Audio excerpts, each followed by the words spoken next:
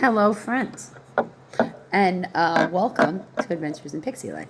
And Happy New Year, in case you didn't watch Genesis 1:1. We are in Bible study. My name is Amy. I am an ordained minister. We're in Bible study, and I am in the NIV, and we will be through this whole year because we're doing the Old Testament. We are in chapter 2 of Genesis. So let's jump in because it's 25 verses. Okay, so Genesis 1. Thus the heavens and the earth were completed, and all of their vast array. So that means every planet in space was put in place. By the seventh day, God had finished the work he had been doing. So on the seventh day, he rested or ceased, is another alternative to that one, from all his work. And I have to say that's so it's very important because a lot of people don't seem to understand. In order for us to get an atmosphere, God first had to get every planet with their gravitational pull in exactly the right place. How exactly the right place was shown to me by a game, actually. I went to a planetarium that we have here in Tucson because it sounded like a fun thing for me to do. So I went there, and in this room that is actually full of games that is meant to teach children about science, but, I'm a giant child sometimes. Ooh. God agrees. I'm a giant child sometimes. And I decided I wanted to play one of the games because it was a gigantic tablet. And in it, what you had to do was build the solar system. And I am a science fiction nerd enough that my little geek heart wanted to build Tatooine. I wanted 2 suns. And I'm going to say, I am eternally grateful that it's not my job to put together solar systems because I cannot tell you how many I destroyed trying to find the right gravitational balance to get it right. It must have taken me a good 30 minutes at least of destroying countless numbers of solar systems to find the one that would make Tatooine possible.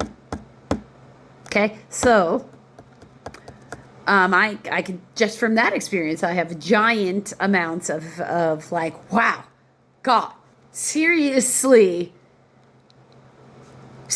we are, our planet, the entire planet, every planet, every body, like heavenly body, every planet in space must be exactly where it is. If any of them were to move, everything is destroyed. God placed them exactly where they need to be. It is impossible for you to not be affected by the gravity of every planet in our solar system. And every asteroid over a certain size, it doesn't matter. Any of them big enough to throw any of the rest of them off axis. And that's it. There by the grace of God go we. Yes, it does actually relate. On the seventh day he rested.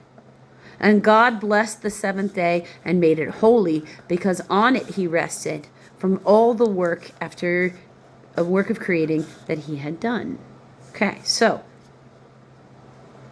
the seventh day is Saturday, not Sunday. Our week doesn't actually go Monday to Sunday. It goes, but even though we feel like it here in America where I live, it really does go Sunday to Saturday. So that should be noted where they got that from. Christianity is actually based off of Judaism. That's not the other way around. Adam and Eve, verse 4. This is the account of the heavens and the earth when they were created. When the Lord God made the earth and the heavens, and no shrub of the field had yet appeared on earth or land, okay? And no plant of the field had yet sprung up, For the Lord God had not sent rain on the earth, or land, right? Because it's okay, so it's the same. And there was no man to work the ground, but the streams, or mist, came up from the earth and watered the whole surface of the ground. Yeah, that can. Yeah, there are some plants that's all they need is the dew, because they're talking about dew. And the Lord God formed the man, or Hebrew for man, Adam. Sounds like, oh yes, okay. Sounds like the ground. Oh, ground in Hebrew is Adhama.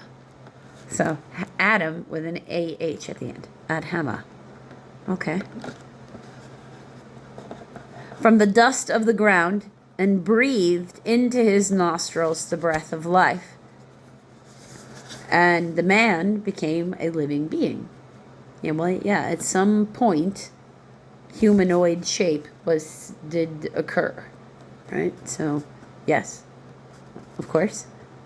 Now the Lord God had planted a garden in the east, in Eden. Mm-hmm. And there he put man, the man he had formed. Yep. Aha. And the Lord God made all kinds of trees grow out of the ground, trees that were pleasing to the eye and good food. Agreed. In the middle of the garden were the tree of life and the tree of knowledge of good and evil. Mm-hmm. A river, anthropologically, when they do genetics, they can find the common ancestor of everyone that comes out of a particular place. That if you were to start looking like what the evidence of the area shows you, when you start doing, digging down and looking at what the sediment tells you, supports this kind of stuff. So it's all, A river watering the garden flowed from Eden, and from there it separated into 4 headwaters. The name of the first is Pishon. Its winds through the entire land of Havilah, that's how I'm going to say that, Havilah, where there is gold. The gold of that land is good. Aromatic resin, yes. Resin. So, what do we got here with it? Or good pearls. That's what they're calling resin. Good pearls. Oh, that's cute. I've got good pearls right over there. I use them as part of my incense. I use like frankincense, myrrh. I use a bunch of different types of tree resin because it's a pleasing aroma to the Lord. And onyx are also there. Okay. Yeah, I wear onyx, so I get you. The name of the second river is Gihon. It's Gihon. Its winds through the entire land of Cush. And we got a footnote of F. So possibly southeast Mesopotamia. Mesopotamia, known to us in the world today as Iraq. The name of the third river is the Tigris. It runs along the east side of Asshur, Asshur. And the fourth river is the Euphrates. Of course, it was going to be in there. The Euphrates runs along in the Middle East, of course. The Lord God took the man and put him in the Garden of Eden to work it and to take care of it, right? And the Lord God commanded the man, okay, you are free to eat from any tree in the garden, but you must not eat from the tree of knowledge of good and evil. For when you eat of it, you will surely die. Because right now they're completely innocent and they don't know any evil, so they can't make any evil choices because they don't have any concept of evil. They just, God said do this, so I'm doing it.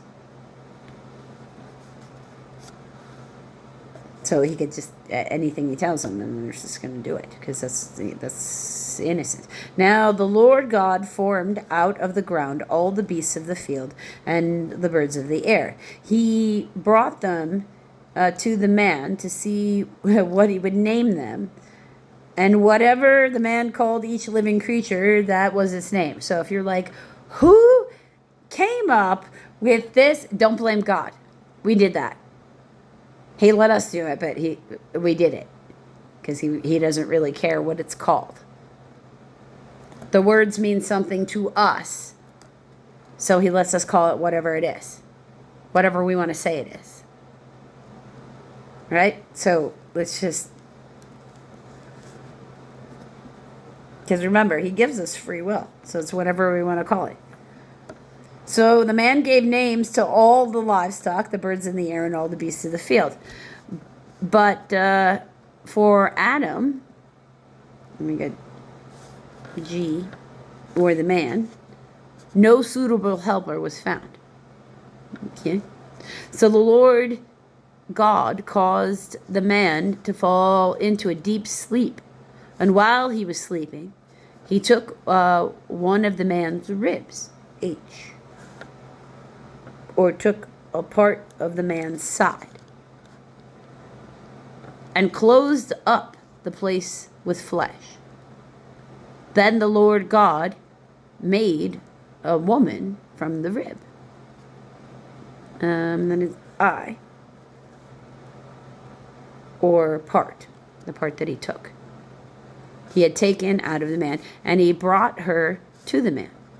Okay? So, that is an explanation as to why women and men do not have the same number of ribs. The man said, 23, "This is now bone of my bones and flesh of my flesh. She shall be called woman." J. The Hebrew for a woman sounds like the Hebrew word for man. So they sound pretty similar. For she was taken out of man. For this reason, a man will leave his father and mother and be united to his wife, and they will become one flesh. The man and his wife were both naked, and they felt no shame. Right? Because they didn't know to have shame. They're in a state of innocence. If you're in a state of innocence, you don't have any shame. You don't know. You don't know that you're doing anything wrong, so you don't know to have any shame. You don't have any guilt, because you don't know that you have a reason to feel guilty. Right? Just like sweet innocent babies. They were just full-grown size, sweet innocent babies. Because any one of us at any moment can be reaching out to the world from that place of sweet innocent baby. Or we could be making the choice to, eat from that tree of evil and use what we know to deliberately harm another. Or not. That's the choice. Remember, you can't stock up good. So, to me, my will to thy will, good at choices, good for not just me, but good for the sake of good, because of good. Yes. Him. Not choosing that. I don't advise it. Let's make good choices today. Remember that we are responsible for the emotional wake we make in other people, as far as we can decide what approach we use when we have to discuss something that maybe they don't really want to discuss. Right?